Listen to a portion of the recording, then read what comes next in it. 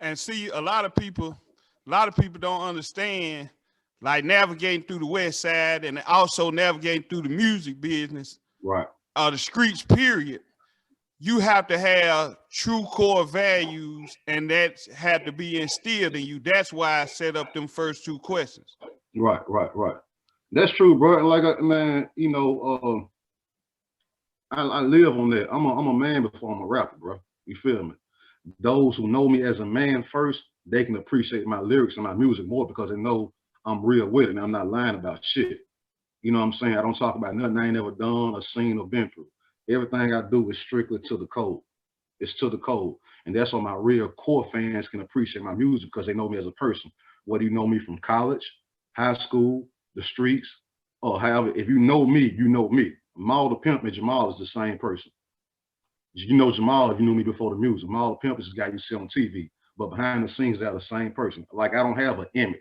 I don't portray an image when I'm Maal the Pimp, but then when the camera's off, I turn back into Jamal. I'm the same person. It's not like no Superman and Clark Kent shit with me. It's the same person. You follow what I'm saying? People who know me, they know that. And that's where the respect level comes from with me. So how do you, being that you 100 all the time, you ain't in no character, nothing. None of that. None How of that. do you deal in an industry full of characters? Easy. Because for one, you gotta know the industry is full of characters. You follow what I'm saying? And you gotta look at it like this, bro.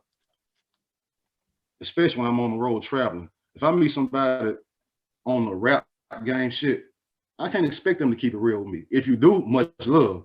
But at the end of the day, you don't know me. We ran into each other in the airport. We made it connected after the show. You follow what I'm saying?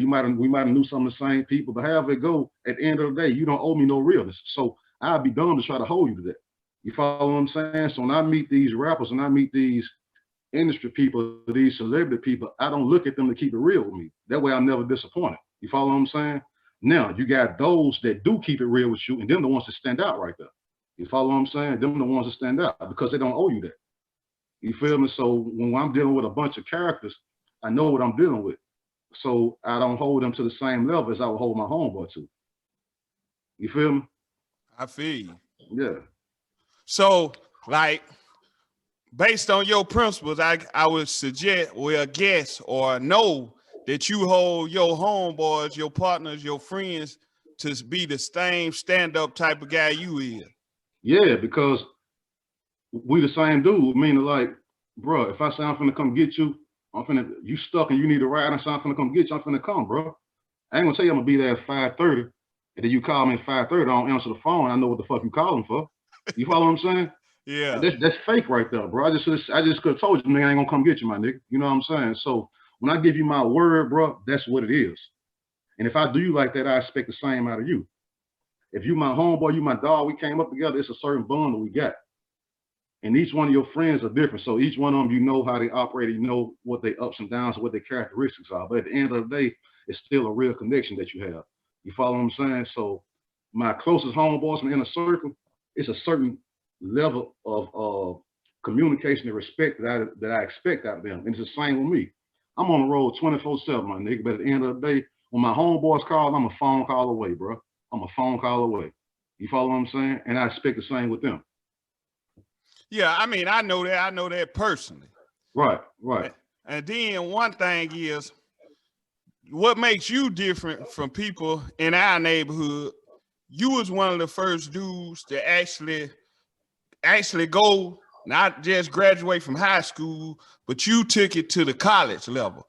Right. So what growing up did your parents tell you to say, hey, or instill in you to let you know, hey, you need to, see what everybody else doing, do this. What was told to you or instilled in you to make you know, hey man, I gotta do something different? Hey, my mama I always told my mom, she always wanted me to at least graduate high school. You feel me? She wanted that. She wasn't really forcing college on me.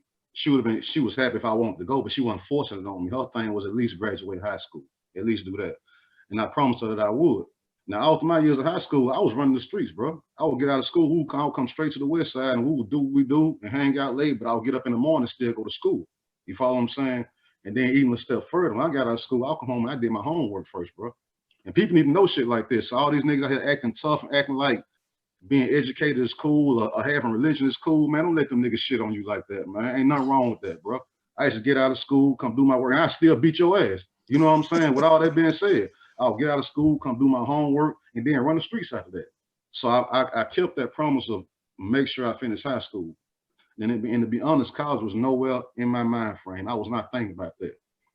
My whole thing was right around my 12th grade year of high school is when I started rapping or taking it serious. I always knew how to do it, but that's when I took it serious. And when I came out with my first release, which was a cassette tape, I created a nice little buzz in the city with that. Made me a nice little piece of change, which could be considered a lot of money at that time. You follow what I'm saying? So I was feeling myself. I'm like, this is the route I need to choose right here. And then how college even came about. When I was in 11th grade, I was playing basketball, and we went to a basketball camp for the summer. When I was playing with City, Coach Higgins took us to a basketball camp for the summer. The basketball camp was at Middle Tennessee State University. You follow what I'm saying? So it was like a bunch of different teams from all over Tennessee that came to the campus for like maybe three or 4 weeks. We stayed in the dorms on campus and we played ball against each other like for all this time, like a little tournament and shit like that. So fast forward to 12th grade when I graduate, I'm like, damn, I might need to try college right there. The only campus I had ever been to was MTSU for basketball. So that's the only campus I had ever been to. So I'm like, damn, let me try that. Coincidentally, I'm doing music now, and coincidentally, they just happen to have the biggest recording program in the country. I'm like, damn, what kind of coincidence is that? I'm a rapper now, and they got the biggest recording program in the country, which teach you the business of how to learn the business of this industry about what you need to do and what you don't need to do. So I'm finna go up here and take up a recording program. That's how college came about with me. You feel me? That was my own decision, but it just worked in my favor.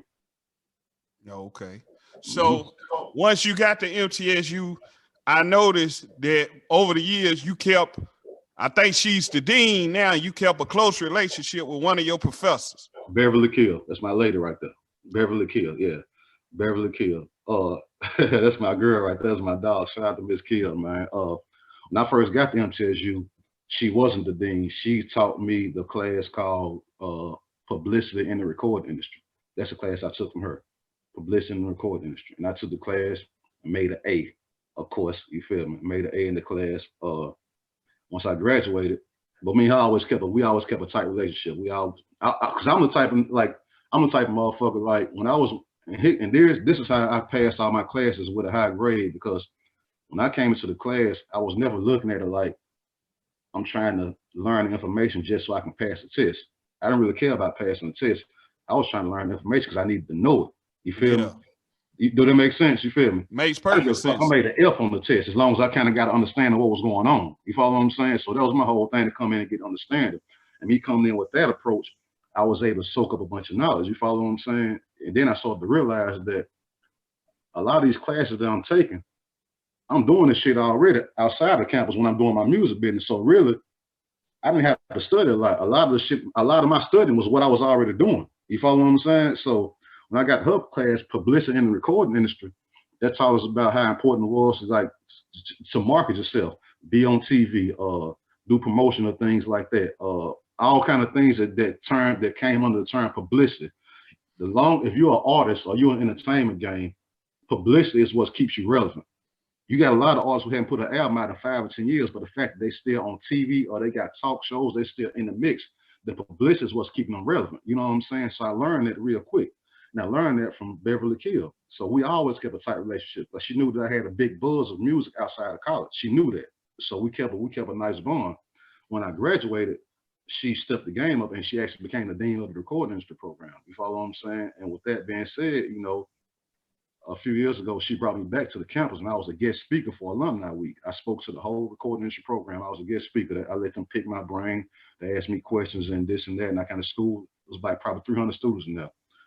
And I'm sitting right here in the chair and all of them shooting questions at me. You know what I'm saying? It was some cool little shit right there, but she set that up for me. So shout out to Miss Beverly Kill. That's my dog right there, man. That's my dog, yeah. Cause I noticed you kept, like, I peeped the interview that y'all had. And one thing I'm gonna tell you on camera, cause I want to be real enough to just tell you this. a lot of the stuff that I learned about music and just preparation, honestly, I learned from you. I don't even know if you knew that. No, I didn't, but I appreciate hearing that, bro. I appreciate hearing that, for real. So while you was getting your schooling, it was like you was schooling me. Cool. I appreciate that. I appreciate that, man. Cause man, hey, one of the things I never forget, rest in peace, Lil Kenny. That's how we actually met. Me, you, I don't know if you remember me, you, Mark J. We did a song for the first album I ever did. Tango and Cash. Yeah. Tango and Cash, yeah. West Wayne Boys. Right. And I never forget, we was me, Lil Kenny, and Mark J was standing on Lil Kenny back porch. And we was talking. And then we were talking about rap. I think we had just dropped our first song, West Side Story. And Kenny was like, man, y'all might need to do a song with Maal. I said, yeah. I said, I don't really know Maal like that. He said, man, I know Maal, man, blah, blah, blah. And about 3 minutes later, no lie, you pulled in the one way going up the hill, going to the crib. Right. And he stopped you, and ever since then, it's been on. Now, I honestly, I don't remember that story, but that sounds accurate. So I know you ain't lying, Roll. You know what I'm saying? And then back in the day, Mark J. mama, Miss Kim, used to braid Lil Kenny hair. You follow what I'm saying? And Kenny turned me on her, so she started braiding my hair. You feel me? So Mark J. and Kenny was always kind of cool on the strength of that right there. You know what I'm saying? Yeah. So true story, bro. Mm-hmm. Yeah, that's actually how I found out when Lil Kenny passed. Mark J called me like around 2 or 3 that night, and I was like, man, but that's how me and you linked up through Lil Kenny. Rest in peace. Rest in peace. My dog right there, my nigga right there. I miss him for sure. I miss him, bro. One thing I wanted to ask you too. I see you got your cooking game on. You peep that, yeah. Yeah, I see the chef Maal The Pimp. You see, you peep that, yeah. You peep that, yeah. Yeah, man. I just look like this, bro. You feel me? I'm a beast in that kitchen, bro. Mm-hmm. So who taught Maal The Pimp how to whip them pots? I'm gonna tell you this, bro. I've been doing little shit. So I've been doing little shit, but my girl from New Orleans, right? So, you know, they got a whole nother recipe of shit down there. Yeah, I see you with that New Orleans. You be on that jambalaya and all that. I just made jambalaya the other day. I got something in the refrigerator right now. I just made jambalaya the other day. So she's from the NO, right? So she done gave me a lot of little indirect recipes and this and that. So a lot of shit came from her. Then a lot of it just came from me too, but a lot of it came from her. I can't even lie, bro. I can't even lie. So salute to her, salute BB. I can't even lie. That's where it came from. Cause I was like, I've been knowing shit now, but I stepped it up once she told me a bunch of little shit. You did what I'm saying? Yeah.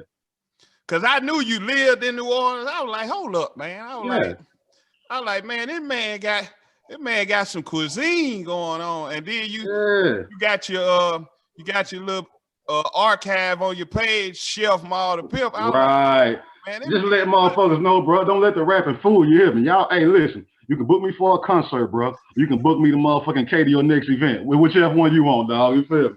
Whichever one you want, man. We can do it like that. Yeah, for real, bro. Yeah. Man. All right. So check this out. Being a stand-up dude, what do you like? You say your old lady, you say shout out, what you call her, BB? Yeah. Okay. As a man, a leader, what let you know, hey man, cause it's a tall task being called Maal The Pimp, and then you say, hey man, this me right here. What let you know she was the one?